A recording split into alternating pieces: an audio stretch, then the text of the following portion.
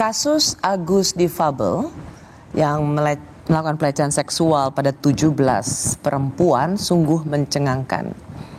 Setelah berhasil mengumpulkan sejumlah alat bukti dan memeriksa 5 orang saksi dan sejumlah korban, akhirnya Agus Difabel ditetapkan sebagai tersangka. Di Reskrimum Polda Nusa Tenggara Barat kemudian menggelar rekonstruksi pada Rabu 11 Desember lalu.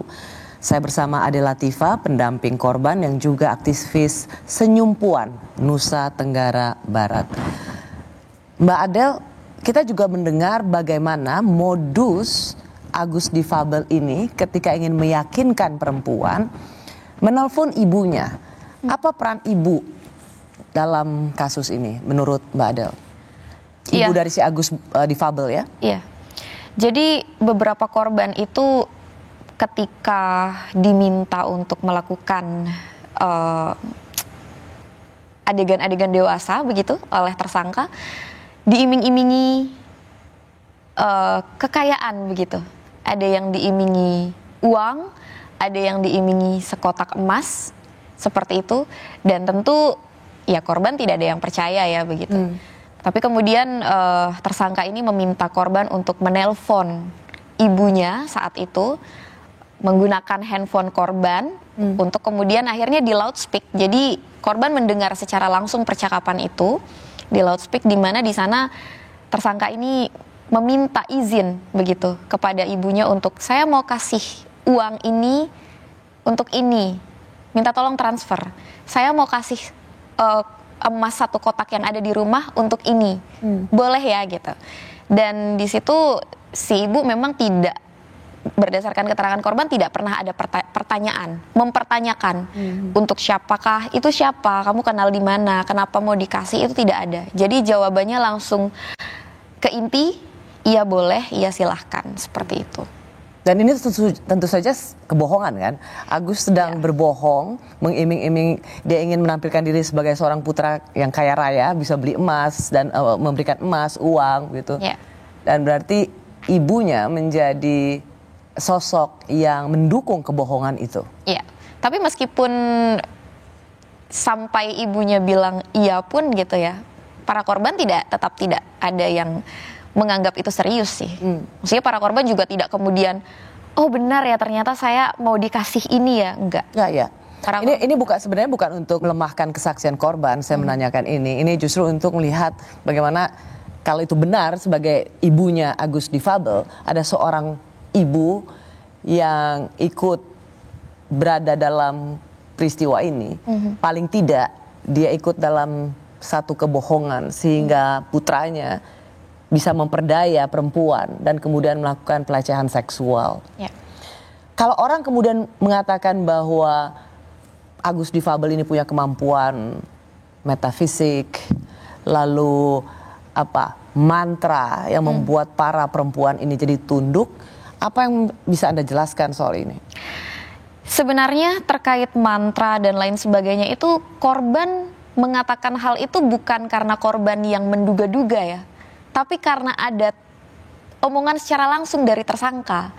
Jadi saat di Taman Udayana tersangka bilang bahwa kamu sudah terikat dengan saya tahu seluk-beluk masalahmu, kamu tidak bisa lepas dari saya karena saya punya ilmunya. Jadi tersangka langsung yang bicara, termasuk saat di homestay mantra. Sebenarnya itu ngaku-ngaku ya? Ya, seperti itu.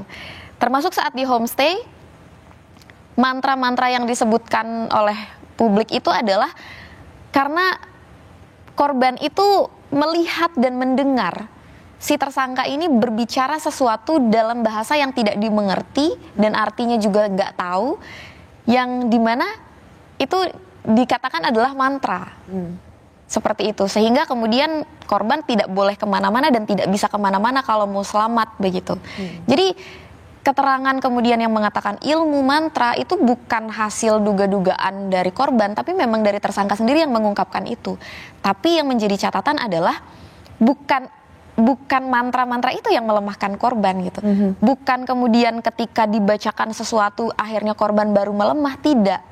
Tapi karena kemudian korban merasa bahwa kok bener yang dikatakan oleh si tersangka terkait masalah itu, dan korban takut bahwa dia juga akan beneran tahu keberadaan orang tua, teman-teman yang akan menjadi orang-orang yang dibeberin lah gitu masalahnya. Jadi ketakutannya ada di situ, bukan masalah diberi mantra dan akhirnya dia dilemahkan, tidak.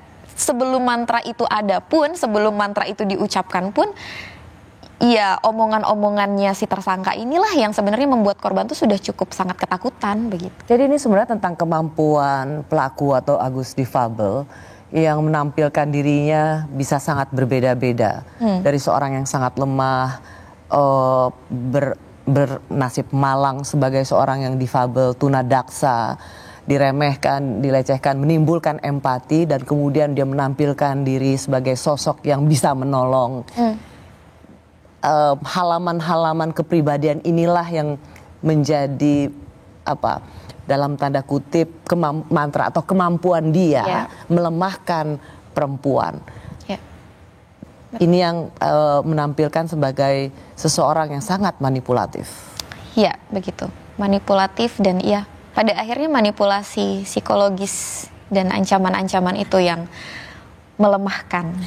Dari rekonstruksi itu kira dari 28 adegan, di lapangan bertambah 49 adegan, ada tambahan-tambahan lagi dalam rentetan peristiwa itu. Anda punya catatan soal ini? Iya, jadi kami pendamping hadir saat rekonstruksi versi kronologi tersangka. Ada cukup banyak hal yang signifikan berbeda begitu ya. Pertama, ketika di Taman Udayana, di mana sebenarnya ada adegan korban pelapor ini dibawa dari satu titik di Taman Udayana ke titik yang lebih belakang, lebih sepi, di mana disitulah sebenarnya ancaman-ancaman itu terjadi, tapi di versi tersangka itu tidak muncul. Tapi di rekonstruksi muncul? Tidak muncul.